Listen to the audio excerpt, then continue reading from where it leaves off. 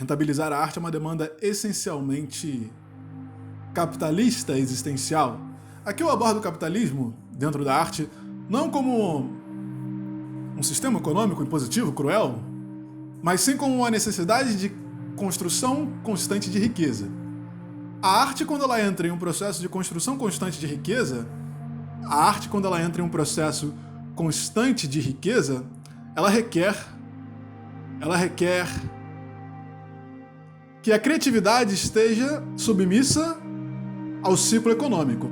E a criatividade jamais estará submissa ao ciclo econômico. A criatividade é um fator metafísico, espiritual, psíquico, que está ativa não por fatores econômicos. Dificilmente a criação artística terá em si mesma um objetivo gerador de riqueza. Geralmente ela tem um objetivo de transposição da realidade invisível e da beleza universal que nos rege. Então, quando tomamos por vislumbrar, quando nos damos a oportunidade de vislumbrarmos e contemplarmos a existencialidade do artista e sua obra criativa, é por natural que veremos que o artista que se encaixa no modelo reprodutivo econômico chega a um ápice produtivo e depois decai. As músicas, os álbuns, as pinturas, as revistas, as histórias, os livros perdem em qualidade, os roteiros, os poemas, as canções, as pinturas, os artesanatos. Ou eles tornam-se repetitivos ou eles perdem em qualidade, porque haverá a forçosa imposição de uma rentabilidade cíclica constante. O que eu quero dizer com reprodutibilidade cíclica e constante? O que eu quero dizer com reprodutibilidade cíclica e constante? Eu quero dizer que se você precisa pagar aluguel, alimentar-se, garantir sua estabilidade financeira, moradia e as demais necessidades da vida, isso requer, por exemplo, R$4.000 por mês. Se você é um artista, isso implica que a sua fruição criativa, ou seja, a sua capacidade de frutificar criações, terá que estar submissa a uma ordem sistêmica mensal de R$4.000, R$5.000, R$6.000. Bem, isso é dizer que todo o seu outlet criativo deverá cumprir um regimento estratégico e que o valor da sua obra terá que encontrar compradores. Essa é a dificuldade talvez ainda maior, que constantemente você tem que gerar valor monetário para algo que em si mesmo pode não ter valor nenhum em termos de moeda. A arte pode salvar vidas, a arte pode mudar o intelecto das pessoas, a arte gera tecnologia. Contudo, a arte de nenhuma forma tem por objetivo ser rentável e desejável. Uma pintura não é desejável para a maioria das pessoas. Eu não daria $1 na Mona Lisa. Primeiro porque eu não tenho a capacidade técnica, intelectual, artística de analisar a Mona Lisa. Já que eu não tenho essa capacidade, quando eu vejo a Mona Lisa, eu acho uma pintura que cumpre os requisitos técnicos da pintura clássica, mas que eu não acho de nenhuma forma bela. Logo, esta pintura, a Mona Lisa, adquire valor zero para mim se o artista Leonardo da Vinci construísse obras somente similares à Mona Lisa, não entrando, é claro, no gênio de Leonardo da Vinci em todas as suas criações, mas se ele fosse um artista que tendesse àquele único tipo de estética criada na Mona Lisa, dependesse ele de mim, ele morreria de fome, porque eu não pagaria um centavo pela obra de arte dele, porque não tem valor econômico nenhum para mim, tampouco valor estético. Logo, a ideia de que a arte tem que estar submissa ao próprio conceito de marketing e gerar demandas cíclicas, o que é isso? Todos os dias você tem que gerar dinheiro? Ou todos os meses? Ou todos os anos? Pensemos, se você precisa de R$4.000 por mês, quer dizer que todos os meses você tem que gerar uma obra que valha R$4.000 ou várias obras que valham R$4.000.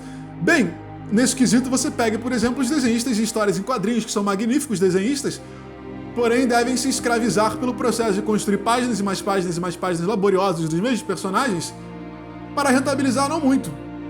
E aí o trabalho que era libertador se torna escravizador e repetitivo. Bem, o artista dificilmente conseguirá viver da arte. E se o artista depender da arte para sobreviver, a arte dele pode muito perder sentido. Porque trazer o aspecto econômico, cíclico, mercadológico é impor um regimento constitutivo sobre a arte que não existe de forma alguma na arte em si mesma. O espírito criativo artístico ele deriva de uma concepção metafísica que alcança os níveis superiores de intelecto para derivar formações dos reinos mais avançados de existência e condensar essas informações em aspectos imagéticos, sonoros, linguísticos, que causam a reflexão. Ora, qual é o objetivo da arte? O objetivo da arte é gerar reflexão e estado com Deus. O objetivo da arte é gerar conexão com a imaterialidade da existência. Quando você vê uma bela pintura renascentista, quando você olha o teto da Capela Sistina, quando você ouve uma orquestra, quando você escuta uma linda música, quando você escuta um lindo solo de guitarra, quando você contempla um belo desenhista, quando você contempla um belo espetáculo de dança, um belo espetáculo de circo, aquilo ali te demonstra a natureza invisível que só o artista conseguiu condensar através da criatividade. A arte é a beleza que a natureza não criou. A arte é a beleza que a natureza por si só não criou. A arte não foi criada pela natureza. É o ser humano que deriva os aspectos posteriores da natureza e faz ainda o que era belo se tornar-se mais. Eu irei repetir. A arte é aquilo que não foi criado pela natureza e foi delegado ao ser humano ir nos reinos superiores como criação da natureza e demandar e trazer elos de beleza ainda mais elevados do que aqueles próprios que encontramos no nosso existir. Desta forma, uma equação química, uma estrutura molecular química, o desenho de uma dupla hélice de DNA é arte, porque coube ao ser humano ir no obscuro e trazer uma lógica visual que transpõe os códigos da existência. Isso é arte. Se você não enxerga a matemática como arte, você nunca poderá ver a arte digitalmente, porque todas as imagens e fotos que você vê na tela são construções matemáticas de códigos sintáticos, numéricos. O som que você escuta no seu smartphone, na sua plataforma de streaming, o som que você escuta é um código matemático. Bem, se o som é um código matemático, como que a matemática não seria arte? Se a matemática é arte, toda a linguagem sintática que revela aspectos belos, ocultos inicialmente à visão e cognição humana, são materializações de uma arte superior àquela que é dada pela natureza em sua primeira instância. Essa é a função do ser humano. Seja você um carpinteiro, seja você um cozinheiro, seja você um analista de sistemas, seja você um administrador, um economista, um professor, um lutador, um treinador, um esportista. O ser humano tem que fazer tudo com arte, com apreço, com beleza, com capricho. A purificação do estado de existir existe pela transposição dos aspectos metafísicos, artísticos incognoscíveis à visão primeira, que são trazidos pelo indivíduo que conecta com a precisão e com a beleza e com a perfeição. Logo, transformar a existência é um ato de perfeição e é um ato de arte. Contudo, a arte muitas vezes não estará em si num produto artístico tradicionalmente visto. Você pode fazer arte com análise de planilhas no Excel. Você pode fazer arte com uma aula de filosofia. Você pode fazer arte com uma aula de matemática. Você pode fazer arte com uma culinária. Agora, aquele que se dedica a viver exclusivamente do que ele chama de arte, ele tem dois caminhos. Ou ele se sucumbe diante do modelo capitalista e aceita produzir materiais que não são artísticos, mas que cumprem o desejo monetário, porque a população quer comprar. Muitas vezes ela não quer comprar o significado da beleza artística, ela quer comprar algo. E aí o objeto de consumo da arte o objeto de consumo da arte se torna somente um objeto de satisfação de desejos, não mais um objeto de elevação espiritual, mental, cognitiva, metafísica. O indivíduo que quiser viver da arte pelo caminho número 1, ele terá que se submeter a entregar materiais que são desprovidos de qualquer relevância artística, mas são providos sim de matéria monetária. Eles têm valor monetário, porém não têm valor espiritual artístico. E o caminho segundo é esse indivíduo ter a segurança que ele possui tal canal de criação, ele possui tal canal de conexão com a metafísica artística que ele vai sempre derivar obras perfeitas. Ou que ele conseguirá o financiamento privado de pessoas que aceitam que ele nem sempre produza no ritmo capitalista, cíclico, mas que aceitam que ele é um ente em estado produtivo de beleza. E aí ele pode levar 4 anos para criar algo, ele pode levar 10 anos para criar algo. E este é o modelo que se aplica em Research and Development, pesquisa e desenvolvimento de empresas, pesquisa e desenvolvimento de tecnologia, é nada mais que um grupo de financiamento que entende que um certo grupo de cientistas tem a capacidade de gerar algo positivo em longo prazo. Então essas pessoas ganham 5 anos para não produzirem nada, apenas pesquisarem. Elas não produzem em termos de chegar ao resultado final, mas elas estão sempre produzindo para chegar a um resultado. Não que elas tenham que chegar. Bem, a arte é igual. O artista ele pode ser uma incubadora que vai gerar algo, mas ela não vai gerar esse algo no cíclico sistema capitalista. O cíclico sistema capitalista rentável destrói o processo artístico. Essa é a dificuldade maior em se conseguir viver de um sistema puramente criativo.